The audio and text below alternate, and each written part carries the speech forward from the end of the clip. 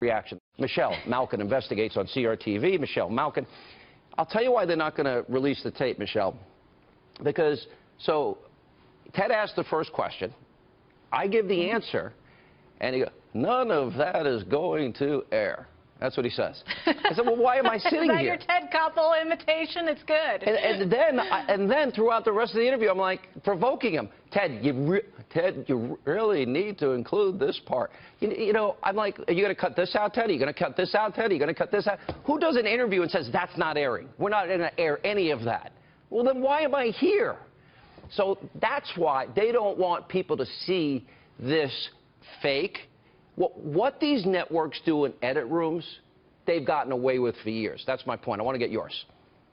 Yes, and I have to raise a toast to you, Big Brother, for exposing these walking dead liberal media decrepit elitists.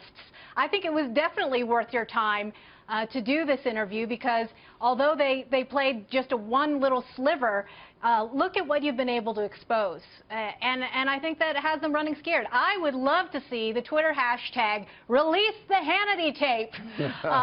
Put some more pressure on these people. And I know you've got a huge Twitter army out there, and I do as well. This is a very teachable moment in liberal media history because you have this ancient gatekeeper, Ted Koppel, telling you, wagging your finger, that you, Sean Hannity, are bad for America, while he, Ted Koppel, and all of his Fourth Estate colleagues are the ones who can only be entrusted with delivering the proper amount of news and opinion to America.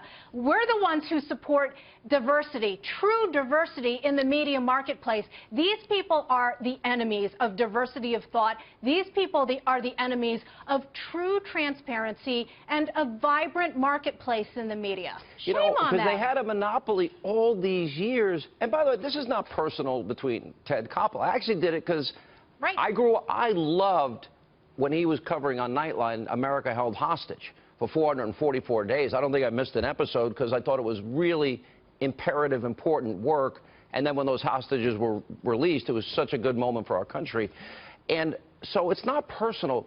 The thing is, there's a level of sanctimony here that it reminds me of Obama clinging to God, guns, religion. It reminds me of irredeemable deplorables, that the American people are not smart enough to ascertain what is opinion and what is news. I don't think most Americans doubt that I am a conservative. I think I make it clear on a nightly basis. Is there any shock there? Of course not. The other thing, of course, that you've done, though, is expose the double standards, because here you are asking them to release the full interview so that people can judge the totality of the interview and the substance of what you said. These are the same media types who, if conservative, investigative, independent journalists use their tactics, use their techniques that they are supposedly time-honored and entrusted to be able to use in telling a story. For example, editing an interview, they hate it. We want you, the conservative journalists, like James O'Keefe, for example. They are always demanding that he release every last second of what he's done because he can't be trusted. But they can? Come on, look at the whole entire history of liberal media ideology being more important than facts. To borrow Ted Koppel's phrase, you already mentioned Dan Rather and Rathergate, manufactured documents in pursuit of an ideological agenda, bringing George W. Bush down. The entire Trump campaign of liberal media Dan Rather's bad for America. Do you ever Yeah, that's you think right. those words ever come flying out of his mouth? I doubt it. All right, thank you.